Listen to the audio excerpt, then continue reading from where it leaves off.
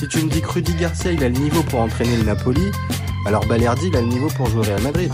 De Laurenti pense que le mec, il dépense 1 euro, il meurt. Guardiola, meilleur coach de l'histoire. C'est même pas le meilleur coach de l'histoire du Barça. Il faut arrêter avec Payet, c'est un grand joueur. Marquinhos, capitaine du PSG? Non mais arrête, il a le charisme d'une nuit. Raphaël Leao du Milan AC est une immense fraude. Alex Ferguson, c'est juste un Giroud qui a eu beaucoup de moyens. C'est pour ça qu'il a réussi. Elle a dit Diouf. Il fait pas partie des légendes du football. Si t'enlèves le championnat anglais, allemand, espagnol, italien, portugais, lituanien, la Ligue 1 c'est le meilleur championnat européen. Salut à tous, je suis super content de vous retrouver pour un nouvel épisode du FC Copain. Alors, pour m'accompagner aujourd'hui, je suis avec deux copains. On va commencer dans l'ordre. Donc, on va commencer avec Paul. Salut mon copain. Messieurs, bien le bonjour. Et je suis aussi avec Nico. Salut mon copain. Salut à tous. Alors, aujourd'hui, c'est un peu mis derrière moi. On va se faire un bon vieux à son prime. Tu choisis qui? Donc, on va s'attarder sur deux joueurs qui ont marqué les années, on va dire 2010, début des années 2020, mais plus les années 2010. Donc, d'un côté, on va avoir la team Edinson Cavani qui va être représentée par Nico, et de l'autre côté, la team Gonzalo Higuaín représentée par Polo. Jusque-là, ça vous va les copains? Impeccable. Bon, donc on va s'arrêter dans un premier temps sur les stats de ces deux joueurs, que ça soit en club ou en sélection, le palmarès, et dans une seconde partie, on s'arrêtera sur un peu plus de sensibilité foot et on parlera de l'importance dans l'équipe, de la durée du prime, du charisme et de la régularité. Donc, ce que je vous propose, les copains, c'est de commencer à rentrer dans le vif du sujet avec les stats en club pour les deux joueurs. On va commencer par Cavani. Ça donne quoi en sélection, Cavani? Tu veux commencer par la sélection? Pardon, okay. par le club. Pardon. Je pensais au club et okay. T'as raison. Le club, alors, en club, ça donne quoi? Ouais. En tout, du coup, on est sur 663 matchs et 379 buts, 71 passes décisives. Donc du coup, je le dis d'avance, comme ça évitera de prendre du temps de parole à Polo. C'est plus de buts en moins de matchs donc qu'Higuaín, voilà. Et voilà. Bon, c'est juste voilà, je tiens à le dire. C'est bien, ça plante le décor. Ça va gagner du temps, voilà. Ouais. Ça plante le décor. De ton côté, Polo, avec Higuaín, ça donne quoi comme stats? Alors, Pipita, on est à 710 matchs. 335 buts et je fais le calcul rapidement, mais je pense que c'est 40 passes décisives de plus que Cavani, 112. 112. Ouais, c'est vrai. Ok. Donc on peut voir qu'il y en a un tout de suite qui est, si je comprends bien, qui est plus efficace, Cavani, mais un qui est plus passeur, Higuaín. Tout à fait. Mais alors, si tu veux rigoler, si tu cumules but passe D, Cavani a 1 d'avance. D'accord. Donc là, factuellement, si on s'arrête juste sur ce point, je vais pas dire qu'il est plus complet parce que ça se joue à rien, mais au final, si on fait le ratio entre les deux, c'est Cavani qui a le meilleur bilan en fait. Pour un, sachant que Higuaín s'est mis des bâtons dans les roues en allant dans le Bourbier Milan et dans le Bourbier Chelsea. Bah ouais, mais sauf que les choix de carrière, c'est ça qui fait un grand joueur, non? Je sais pas. Ah, c'est pour Jaja et le Bourbier Milan. C'était juste une petite provocation. Okay. C'est pas mal, mais si on va par là, Cavani, quand il va dans le Bourbier Manchester United et le Bourbier Valence, on peut pas dire forcément qu'il se soit mis en valeur. Merci, Jérém. Mais c'est bien. Moi, je suis peinard. Hein, Non, mais United, c'est un tel Bourbier qu'il reste 2 saisons. Donc c'est qu'il s'y plaît, le gamin. Ah, après, c'est peut-être parce que l'un comme l'autre ont un attrait particulier pour les billets verts et que, à certains moments, peut-être, il y a eu des choix de carrière qui ont peut-être été dictés un peu plus par l'argent que par la raison. Pas Higuaín. C'est le sportif avant tout qui prime. Oh, bah oui, bien sûr, ouais, bien sûr. Ouais, c'est ça. Après, à Manchester, Cavani, il fait quand même, il fait une finale de Cup, il fait une finale de C3, si je dis pas non, il fait une finale de quelque chose. Non, il fait il fait finale d'Europa League. Finale d'Europa League perdue contre Villarreal. Donc il s'est passé des trucs quand même. Alors que oui, dans la période milanaise, et je suis bien placé pour le dire, la période milanaise de Gonzalo Higuaín, c'est resté très confidentiel. Mais t'as raison, c'était peut-être un bourbier, peut-être à ce moment-là. Bon, l'un comme l'autre, moi j'ai regardé aussi un peu les stats, j'ai fait un peu comme vous. L'un comme l'autre, c'est 7 clubs. Donc il n'y a pas forcément d'histoire de mercenaires pour l'un comme pour l'autre. C'est 2 joueurs qui, en une quinzaine d'années de professionnalisme, ont fait 7 clubs.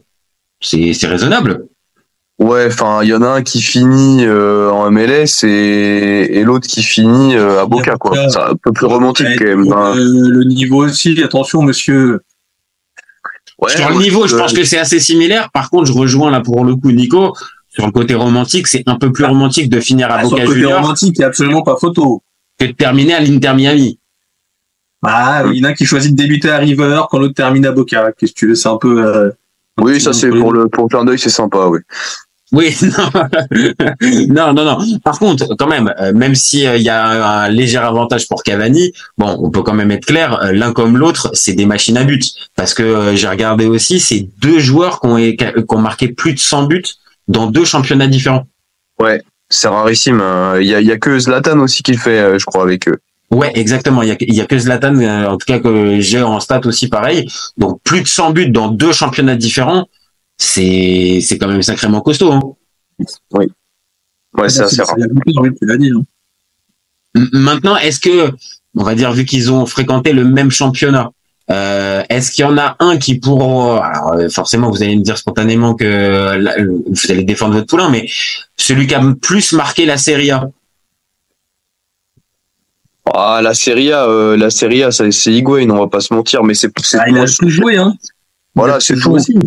C'est tout, c'est mathématique. Il a marqué quand même le Napoli, il a marqué la Juve, qui sont 2 clubs un peu majeurs. Alors même si Cavani, on va pas se mentir, il a marqué Palerme, parce que ce que beaucoup de gens oublient, c'est qu'il est resté aussi longtemps à Palerme qu'à Naples.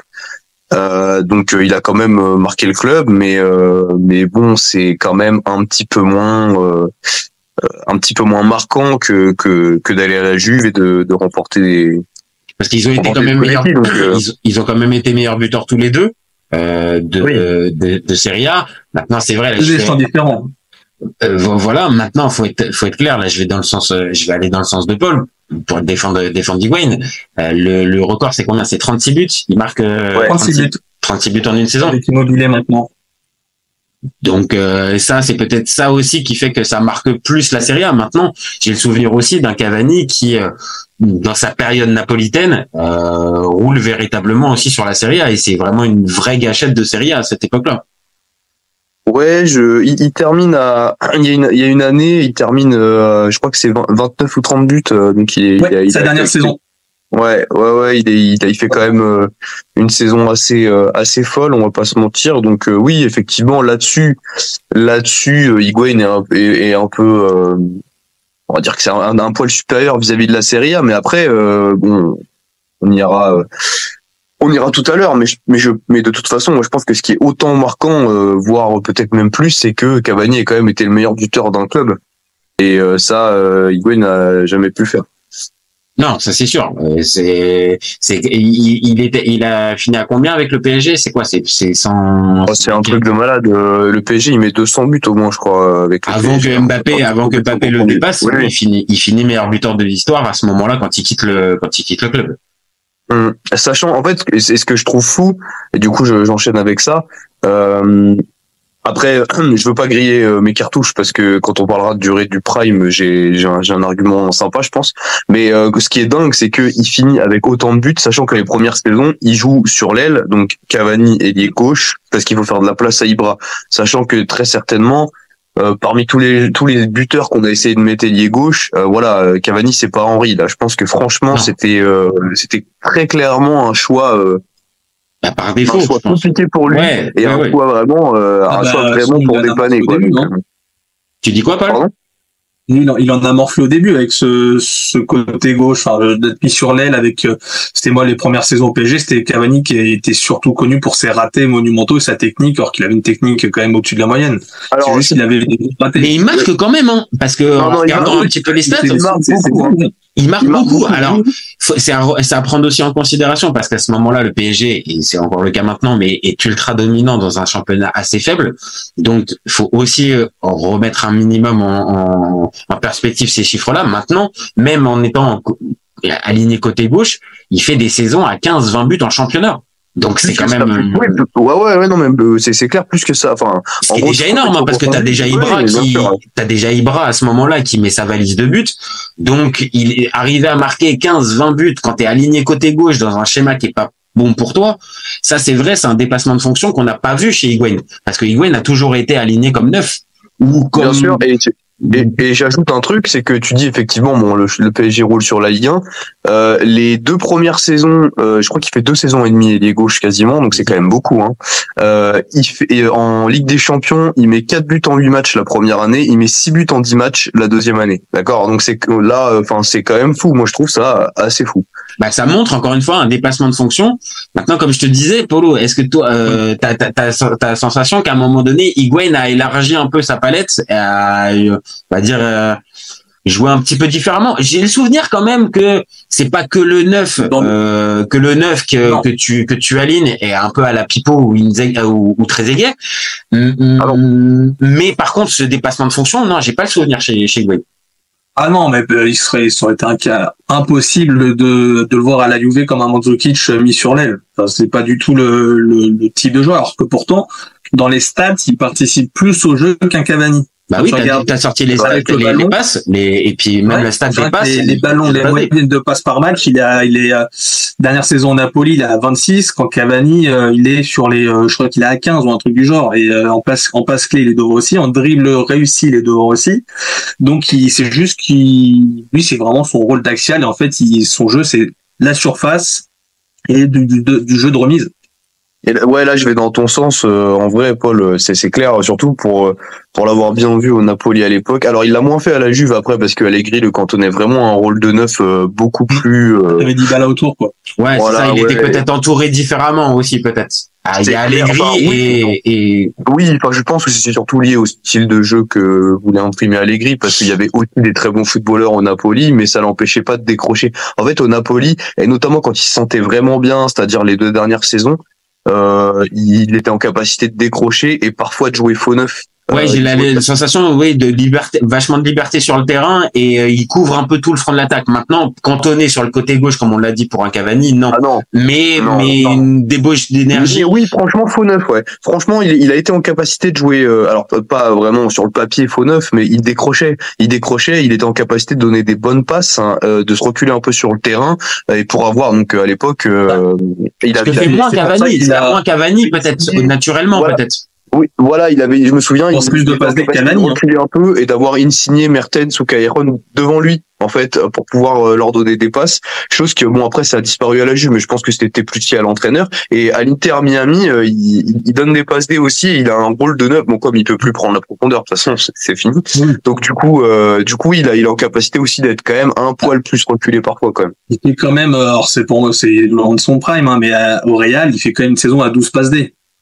Non, c'est fort, c'est fort. Et c'est peut-être là aussi, c'est que, on va dire, ils ont eu tous les deux des périodes avec une grosse concurrence. Je pense, la période réelle pour Higuaín, quand il arrive en plus en Europe, il est tout de suite mis en concurrence avec un Benzema dans une équipe en plus où t'as Cristiano Ronaldo, donc compliqué d'arriver à exister.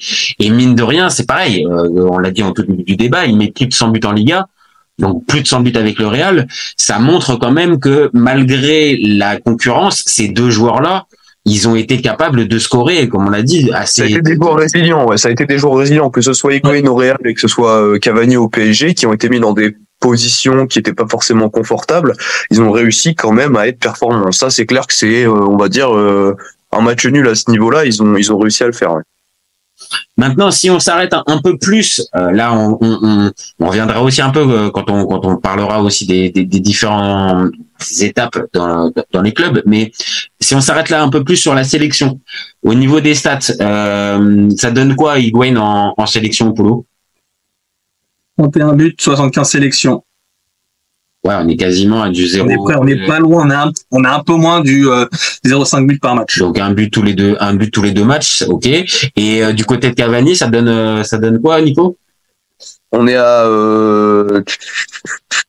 alors 123 matchs, 53 buts, 14 passes D. Alors attends, je vais revérifier si j'ai bien ça de l'autre côté parce que j'ai 2 lignes de stats. Ouais, on est pas... Les 58. Oui, c'est ça. Ouais, donc c'est là pour le coup le ratio est peut-être meilleur pour Higuaín. Après, je suis pas excessivement bon. C'est pas la même sélection aussi, hein. Ouais, c'est pas la même sélection, pas la même qualité de sélection et c'est pas tout à fait la même legacy non plus, si je peux utiliser des termes. Voilà. En fait, si on se met direct dedans, t'as le temps fort de l'Uruguay, donc la Coupe du Monde 2010, c'est Forlán Suarez et lui, t'as le remplaçant des deux. Donc en fait, il s'impose pas vraiment. Quand Higuaín, lui, quand l'Argentine va en finale en 2014, il est dans l'équipe. Quand il y a les Copa América, même si tu vas pas au bout, tu fais des finales, il est dans l'équipe. Enfin, ouais, il est emporté par le Messi Prime. Ouais, il est emporté par le Messi Prime, mais moi j'ai tendance aussi à me souvenir qu'un Cavani, il commence tout de suite avec deux énormes choses, c'est-à-dire là la Coupe du Monde 2010 où l'Uruguay fait demi-finale. Ah, mais il joue pas. T'as raison, mais il en fait partie. Mais derrière, il fait partie aussi de la génération qui remporte la Copa América un an après. Et mine de rien, il a, peut-être pas la même legacy, j'entends bien. Maintenant, lui, il a un trophée en sélection, ce que n'a jamais eu Higuaín. Malgré... Ça, si on va là-dessus, c'est clair que lui, il a une Copa, ça c'est certain, ouais. Donc c'est en ça, et que faut pas non plus oublier, peut-être il n'y a pas le même réservoir, mais la génération des années 2010 de l'Uruguay, c'est quand même pas n'importe quoi. Hein. Ça sort l'Italie en 2014. Il y a quand même des faits d'armes qui montrent que l'équipe c'était pas juste Cavani comme on a pu avoir à un certain moment dans l'Uruguay. Il y avait vraiment une équipe qui tenait la route, qui fait quart de finale encore en 2018. Non, mais c'est là où je me rectifie. Il joue la Coupe du Monde 2010, mais il joue pas la Copa en tant que titulaire quand il la gagne. Oui, parce qu'il joue un petit peu. Il joue un petit peu. Et en 2010, par contre, il est titulaire. Ouais, voilà. En 2010, il joue 6 matchs. En 2010, il joue 6 matchs quand même. Alors, il y en a où il est remplaçant, mais il joue 6 matchs, il met un but, une passe D, c'est honnête pour son âge, il est très jeune, hein. Non, oui, j'ai confondu les deux. Quand je disais que 2010, il était derrière les deux, en fait, c'est la Copa où il est remplaçant de Forlán Suarez, et c'est 2010 où il est titulaire, devant. On le voit. C'est pas l'équipe, oui. Maintenant, voilà, sur sa Coupe du Monde, hein. T'as raison, on parlait de sa Coupe du Monde 2018, 3 buts en 4 matchs, c'est costaud, hein. Il fait une grosse Coupe du Monde en 2018, hein. Et alors après, c'est ma sensation, mais j'ai la sensation que s'il se blesse pas contre le Portugal en 8e de finale, après, avec des si, on peut toujours, oui. Et le fameux quart de finale entre la France et l'Uruguay aurait été véritablement différent. Je dis pas que l'Uruguay serait passé, mais tu passes de Stuani à Cavani, honnêtement, c'est pas du tout la même chose. Et il était pas loin pour moi d'être à son prime en sélection. C'était ses meilleures années, je pense, en sélection. Bah, je crois, il y a pas une année où il marque plus, je crois. En sélection, en 2018, il a 7 buts en 13 matchs. Donc c'est costaud, ouais. C'est assez fort, hein. C'est une de ses meilleures saisons. Et en Coupe du Monde, Higuaín, parce que faut se rappeler que Coupe du Monde 2000, le problème, c'est que quand il arrive en 2010, moi j'ai le souvenir de ça, quand il arrive avec Diego, il est numéro 9 et c'est lui le numéro 9 de Diego, hein, en 2010, hein, Coupe du Monde 2010. 4 buts en 4 matchs. 2010, c'est 4 buts, 4 matchs. Et tu vois, bon, après, il m'a un triplé contre la Corée, ça aide, hein. Mais, non, c'est beau. C'est beau parce que sur le banc, je crois que t'as Agüero, Milito, enfin, t'as des trucs de fou. Ah oui, 2010, oui. Ah oui, je t'annonce, t'as Milito qui vient de gagner quelques semaines plus tôt la Ligue des Champions, t'as Agüero aussi, et voilà. T'as Tevez, je crois aussi. Exact. Non, vraiment, non, sur le banc, il y a effectivement, l'Argentine, ça a toujours été solide, hein. Après, le problème, c'est que tu gardes toujours en tête la finale 2014 et son choc de clin d'œil avec Neuer qui ressort pour tout le monde. Je suis obligé, on est obligé.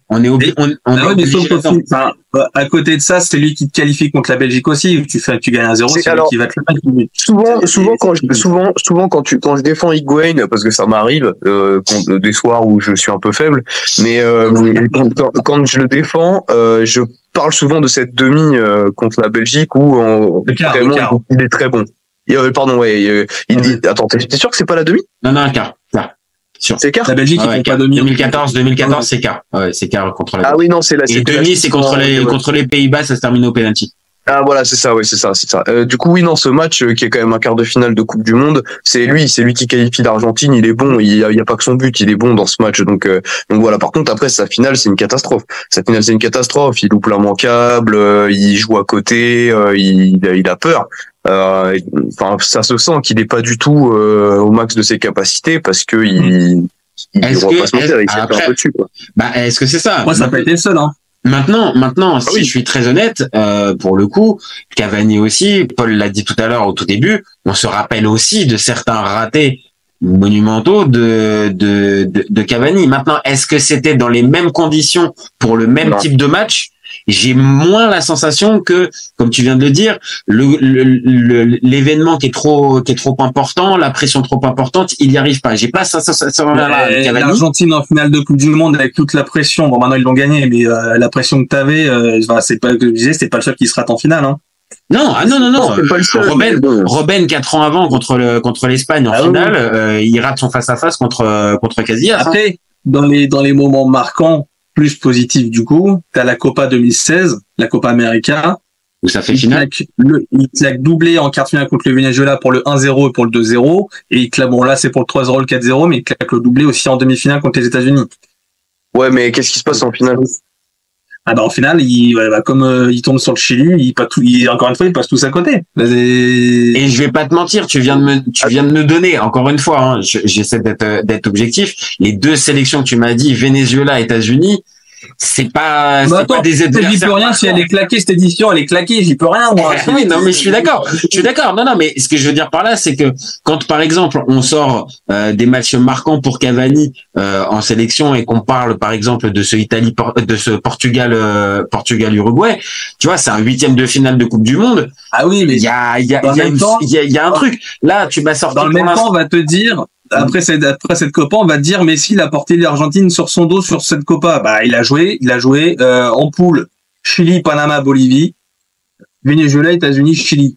Oui, c'est pareil pour tous les joueurs de l'Argentine du coup. Messi, sa Copa elle est donc à relativiser aussi. Alors qu'il est en met 5. D'accord, bah si tu veux. Après enfin, moi je trouve que t'es un joueur top classe mondiale, c'est t'as on va dire le mental et l'aura pour faire en sorte que ça se passe. Higuaín il a toujours été dans l'ombre de Messi, bon comme tout le monde de toute façon en sélection argentine, ça on peut pas trop de l'en de toute façon. Voilà, mais par contre ça aurait quand même pu être un lieutenant et ce rôle de lieutenant en fait c'est Di Maria qui l'a toujours eu et jamais Higuaín, tu vois, alors que ça aurait pu Higuaín avait de toute façon en sélection oui. Je vais pas défendre Higuaín en sélection, je préfère le défendre j'ai plus de légitimité d'arguments pour défendre en club. Je pense qu'en sélection, oui, spontanément, et ça nous fait une passe D sur le palmarès pour arriver sur le palmarès, mais je pense que sur la sélection, Cavani l'emporte, pas non plus, on va dire ultra franchement, mais le fait qu'il y ait un titre, le fait qu'il y ait un trophée, pour moi, ça arrive à les différencier. Par contre, sur la partie club, on l'a dit tout à l'heure, il y a des stades qui sont quand même globalement similaires, il y a des faits d'armes qui sont importants. Sur le club, c'est un peu plus difficile, je trouve, d'arriver à les séparer parce qu'ils ont aussi des palmarès. Mais maintenant, si on arrive au palmarès, voilà, si on en arrive au palmarès, en fait, je pense que la transition elle est bonne. La transition elle est bonne parce que et moi donc j'allais en parler pour la sélection et en fait tu peux même le dire sur les clubs. Alors à part peut-être la Juve où il a quand même marqué positivement et un peu le Real, mais en gros. Ok, bon, tu vas avoir les statistiques, le palmarès, etc. Mais tu as l'aura dégagée, comment les supporters t'aimaient et l'héritage que tu laisses. Et je pense que c'est pas anodin le record individuel le plus marquant. Le record individuel le plus marquant pour Higuaín, c'est qu'il bat un record qui appartient à la Serie A. Cavani, il bat un record qui appartient au PSG. Tu vois, et en gros, que ce soit en sélection et que ce soit dans les clubs qu'il a réellement marqué, donc notamment Naples et PSG pour Cavani, en fait, l'héritage qu'il laisse et l'empreinte qu'il laisse, elle est ultra positive. Et les supporters l'adorent, ses coéquipiers l'adorent, etc., etc. Higuaín, ne laisse pas cette même impression. Ouais, au Napoli, il est détesté.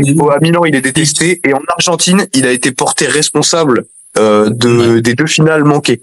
Et vraiment, c'était vraiment clairement la tête de turc plus que les autres joueurs, tu vois. Alors que Cavani, c'est jamais arrivé, jamais de la vie. Non, je pense que c'est assez juste. Même le parallèle entre, voilà, il y en a un qui a pu marquer peut-être plus un championnat que l'autre et l'autre qui a marqué plus un club. Ça dit peut-être aussi un peu plus du parcours des deux joueurs, même si encore une fois ils ont fait 7 clubs tous les deux dans leur carrière et ils ont joué globalement la même durée, même si encore une fois Cavani au moment où on parle il est encore en train de jouer, mais on est bien d'accord, il est au crépuscule de sa carrière, c'est la fin. Mais on va dire sur le palmarès, oui, ça peut se on va y venir, ça peut se comparer. Maintenant, oui, il y en a un qui marque peut-être plus les esprits, on va dire du fan de foot plus que celui de l'amateur. Maintenant, voilà, pareil au niveau des palmarès, ça donne quoi au niveau Cavani, Nico? Écoute, tu as. Il y a la Copa América, et les titres. Il y a la Copa América, c'est son premier trophée. C'est son premier. Et alors non, il est champion il est champion d'Uruguay en 2007. Bon, ouais. Quand même. Okay. Voilà, en vrai, c'est important. Surtout à l'âge qu'il avait. Ensuite, il y a la Coupe d'Italie en 2012 avec Naples, qui est, on va pas se mentir, une Copa très importante. C'est le tout premier trophée de l'ère post-Maradona. Donc ça faisait plus de 30 ans qu'il n'y avait pas eu de. Et donc depuis la remontée 5-6 ans avant, oui, c'était on va dire acté le fait que le Napoli revenait. Ouais, c'est 3 ans. 3 ans. Donc en plus le Napoli est dans l'élite depuis très très peu. En plus de ça, il est buteur. Dans cette finale de Coupe d'Italie, c'est vraiment, il est un acteur hyper important. Bon, avec le PSG, on revient pas sur les championnats de France, les coupes de France, les coupes de la Ligue. Alors ce qui est marrant en plus, c'est que lui, les coupes de France et les coupes de la Ligue, il adorait ça. Je crois qu'il est encore le recordman de buts sur les coupes, avec Paoletta. Donc des petits trophées des petits trophées des champions. Il fait sa finale de Ligue des Champions en 2020 avec le PSG. Faut pas l'oublier. C'est quand même rare une finale de Ligue des Champions pour un club français. Mais il est pas là, Edinson. Ah non, il est pas là. Il est de l'aventure, mais il est de l'aventure, mais il est pas. Ah non, j'ai pas dit qu'il était titulaire. Ah non, j'ai pas dit qu'il était titulaire, mais il est comptabilisé comme finaliste de la Ligue des Champions. Ah, il le comptabilise, mais pour le coup, je suis pas. Si le PSG l'avait gagné, je suis pas sûr, parce qu'il est justement. Rappelle-toi, c'est le fameux moment où il doit prolonger. Leonardo le prolonge pas et il est retiré du groupe du Final 8. Donc non, justement, Cavani. C'est pour ça que Choupo-Moting est rentré en finale et que c'est pas Cavani qui était là. Cavani. Non, oui, mais je sais, mais il est comptabilisé quand même dans le. Tu vois ce que je veux dire? Il est comptabilisé. Je vois ce que tu veux dire, mais je sais pas.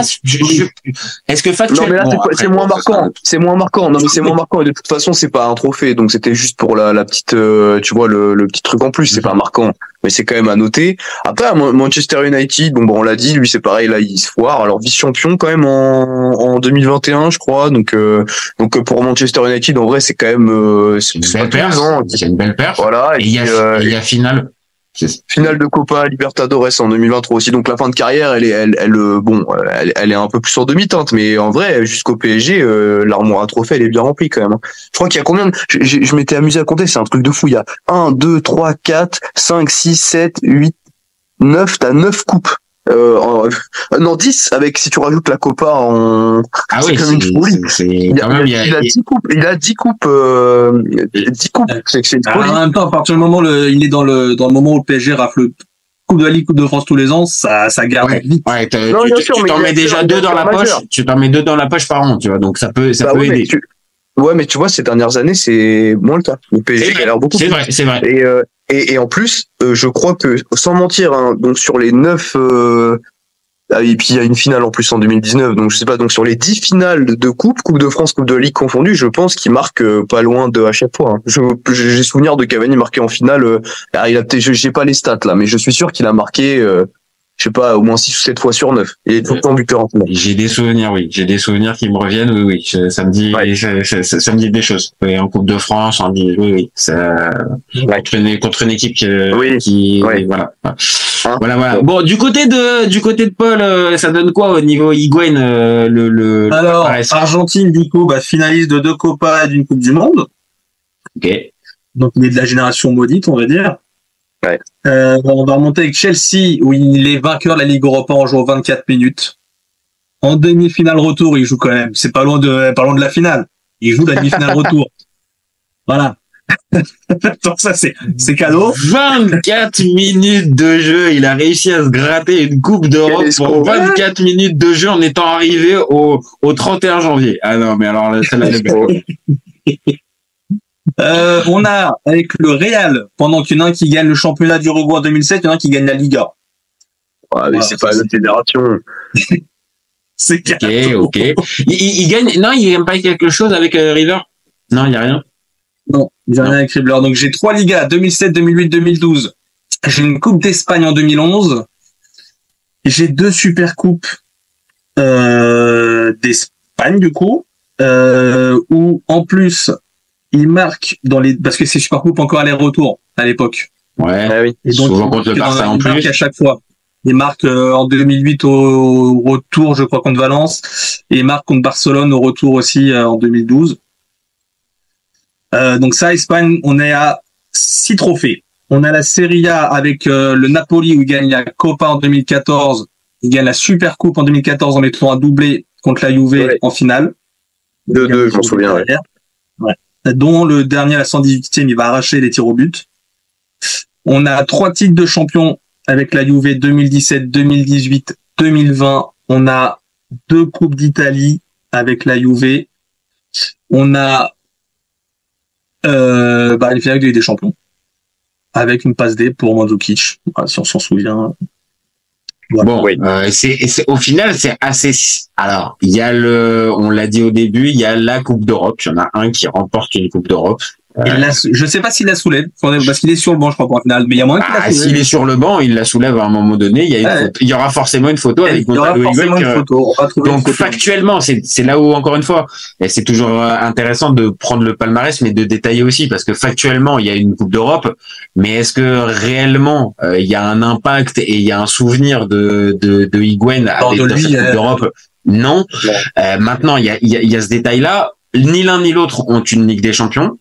Même si, voilà, il y en a un qui aurait pu participer avec Cavani, qui aurait pu participer avec le PSG, mais il y en a qui l'a joué la finale. Il l'a, de l'autre côté, il y en a un qui la joue, mais qui la perd. Mais qui la perd au final et c'est celle qui perd du 4-1. Ouais, c'est celle qui perd du 4-1. Ouais. Donc après, on va dire sur la scène européenne, difficile. Il n'y a pas de, enfin, pour moi, c'est là pour le coup, c'est du kiff-kiff. Sur la scène européenne, en fait, il y a 2 trucs, c'est que je pense que Cavani marque plus. Ouais. Oui, je crois, ouais. En Ligue des Champions, oui. Je crois, je laisse la stat, ouais, je crois pas. Même Ligue Europa, parce que Cavani avec le Napoli, il fait pas des grosses campagnes comme Higuaín fait pas des grosses campagnes comme Cavani fait une campagne à 7 buts une saison. Et même en Ligue des Champions, moi, Cavani, quand il se concentre pas de Chelsea, le Napoli, il fait une grosse phase de poule. Donc je pense qu'il a plus de buts. C'est juste que pour moi, il y a plus de buts marquants d'Higuaín en Ligue des Champions, avec son doublé contre Monaco en demi, ses buts contre Tottenham. Je sais qu'il marque, ouais. Je me souviens qu'il marque après. Dybala en met un. Je pense qu'il en met un doublé, Dybala en met un. Si je suis taquin, je me rappelle aussi dans cette campagne européenne, il a quand même trouvé le moyen de rater un penalty contre Hugo Lloris. Ah oui, c'est vrai ça. Ouais, mais c'est ça qui fait son charme. Ah oui, je pense que Hugo, ça se compte sur les doigts de la main le nombre de pénaux arrêtés dans la carrière. Donc bon, quand même, quand on rate un pénal face à Hugo Lloris, quand même. Tu sais que dans les stats, il y a ça aussi, c'est que contrairement à Cavani, Higuaín n'est pas le gars qui va tirer 10 pénaux par saison. Oui, parce que sur les stats des pénaux, il y en a un qui en marque plus, il y en a un qui a un meilleur ratio, mais parce qu'il en tire vraiment beaucoup plus. Ouais, mais c'est l'inverse. Généralement, t'as un meilleur ratio quand on tire moins. Ah, tu vas se rattraper par ma logique mathématique qui a toujours été saison. Non, mais il y a une saison où il y en a un dans son prime quand il tire 3 dans la saison avec le Napoli, quand l'autre il en tire 8 avec le PSG. Il y a aussi ça. Non, peut-être oui.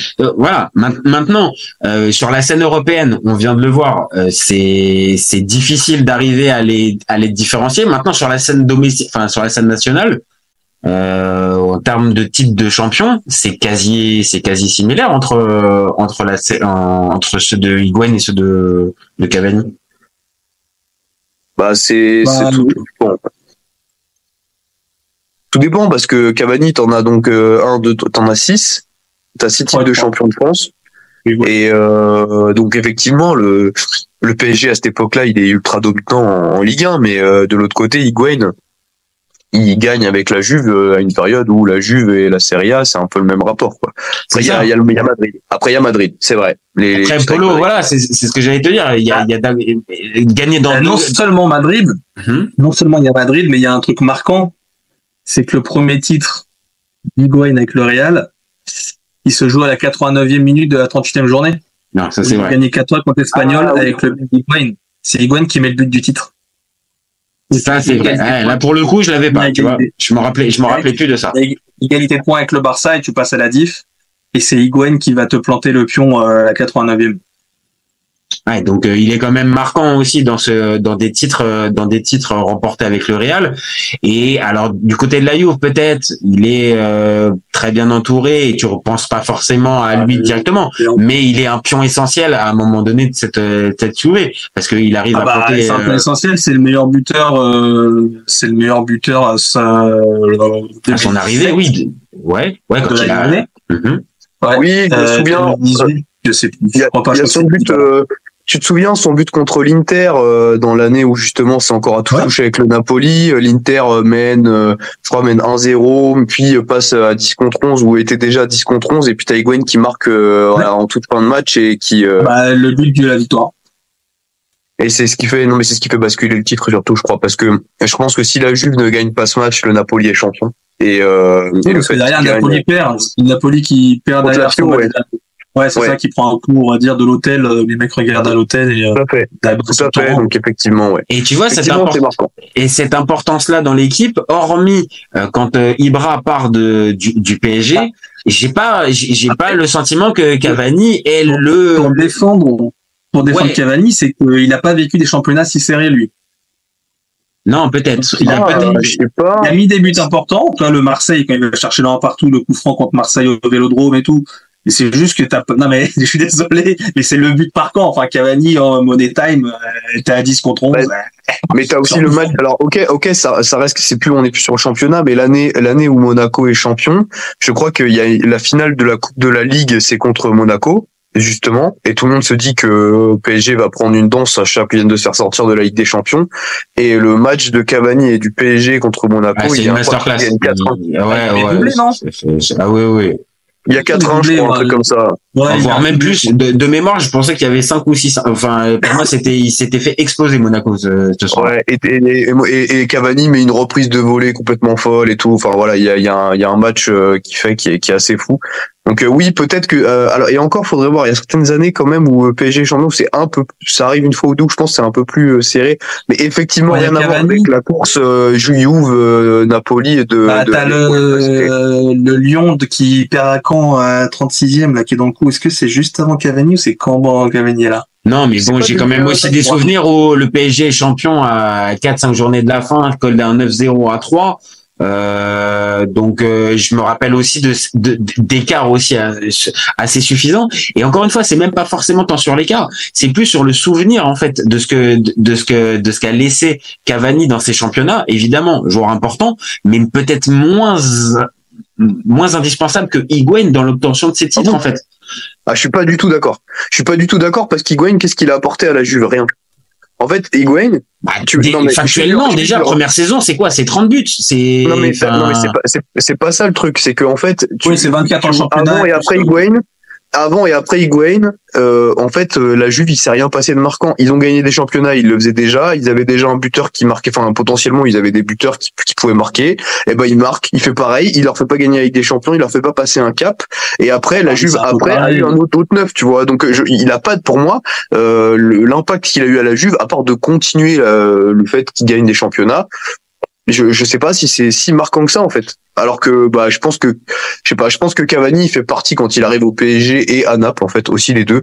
Il fait partie de ce moment où les deux clubs passent encore un cap supérieur dans la qualité de leur attaque et tout. Je trouve que c'est un peu différent.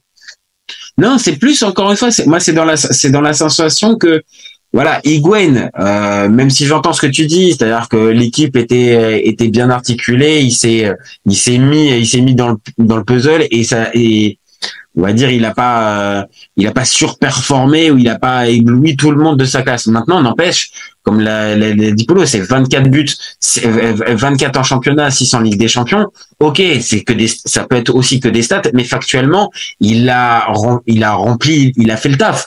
Il y a un transfert médiatique avec tout ce que ça pouvait comporter derrière. Il a assuré. Et pareil, quand Cavani arrive du PSG, pour d'autres raisons, il vient aussi à se mettre dans le puzzle. Il marque. Il est important et décisif, mais désolé, cette époque-là, moi j'ai plus le souvenir que c'est le PSG d'Ibra plutôt que le PSG de Cavani, et que ce fameux PSG de Cavani, pour moi, c'est une fois qu'Ibra part, mais ça dure combien de temps? Parce que très vite après, c'est Neymar et Mbappé qui arrivent, et c'est plus le PSG de Cavani. Donc le PSG de Cavani qui remporte la Ligue 1.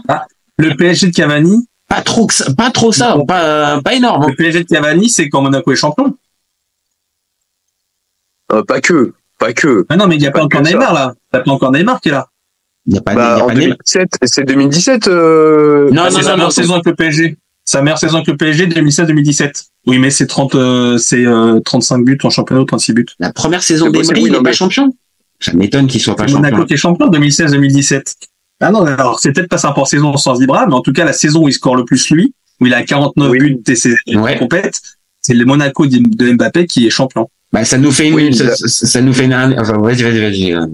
Non, mais d'accord. Alors, pour moi, c'est un détail, mais en fait, moi, je vais m'inscrire en faux. Alors, là, ça va être un peu du football fiction, j'aime pas trop normalement, mais j'ose le dire. La Juve, tu recrutes pas Higuain, tu mets Mandzukic en neuf à la place d'Higuain, que tu laisses en neuf, et tu prends un bon, ne serait-ce que juste un bon ailier, tu fais pareil. Rien ne change dans les résultats, dans la manière de jouer. C'est-à-dire que vraiment. Pas loin de penser comme toi. Je suis pas loin de penser comme toi. Non, mais t'es champion quand même. C'est sûr, t'es champion quand même. Oui, voilà. Mais pour moi, rien ne change. Mais après, après, je sais pas qui foutre à la place de Cavani, mais tu peux dire pareil au PSG sur les années où ils ont. Aussi, c'est vrai. C'est vrai. Mais c'est 2 ans. C'est 2 ans où il est lié. Attends, c'est 2 ans sur 6, je crois, où il est lié gauche. Alors d'accord, mais je veux bien sur le début. T'as peut-être pas tort. Pour le reste, après, non. Hein. Pour moi, c'est le lion. Pour moi, c'est 3 ans. Il fait 3 ans sur le côté gauche, hein, parce que tant qu'Ibra est là. En fait, il fait 2 ans et demi. Il fait 2 ans et demi parce que la dernière année Ibra est pas mal absent. Et il joue énormément. C'est vrai, t'as raison. C'est vrai. Il joue énormément en neuf. Donc, il fait, à peine 2 ans et demi. Mais du coup, 2 ans et demi sur 1, 2, 3, 4, 5, 6, 7 sur 7 ans. Et sachant que, même si après, on peut dire Neymar, non, mais après, il est mis à son poste. Et pour moi, il est essentiel parce que quand tu as des toucheurs de ballon, des dribbleurs, des techniciens comme Mbappé et Neymar à côté, il faut que tu aies un finisseur.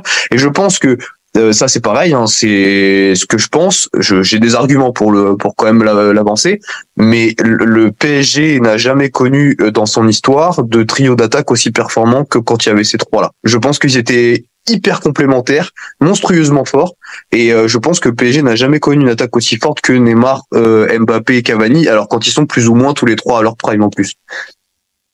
Non, ça s'entend, ça pourrait faire même l'objet d'un débat. Est-ce que c'était pas le meilleur trio de trio offensif de l'histoire du PSG? Après, ça peut s'entendre. Après, le Cavani et Ibra, Lavetti ou Lucas, non, c'est pour moi, c'est en dessous, mais. Ouais, c'est quand même en dessous.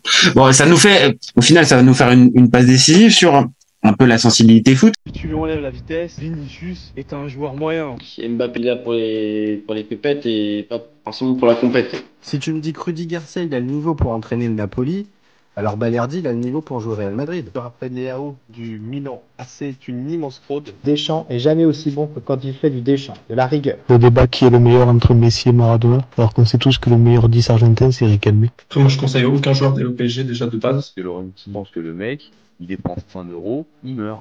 Pour l'euro, il est blessé, je sais pas, il n'y a pas Griezmann, et t'es pas si sûr de ça. Je suis d'accord. Alex Ferguson, c'est juste un Giroud qui a eu beaucoup de moyens, c'est pour ça qu'il a réussi. C'est quand même pas de ma faute si je préfère Ronaldinho à Zidane. Marquinhos, capitaine du PSG? Non mais arrête, il a le charisme d'une huître. Gros problème avec ce joueur, je le déteste. Avec un joueur comme Nainggolan, la Belgique sortait la France en 2018.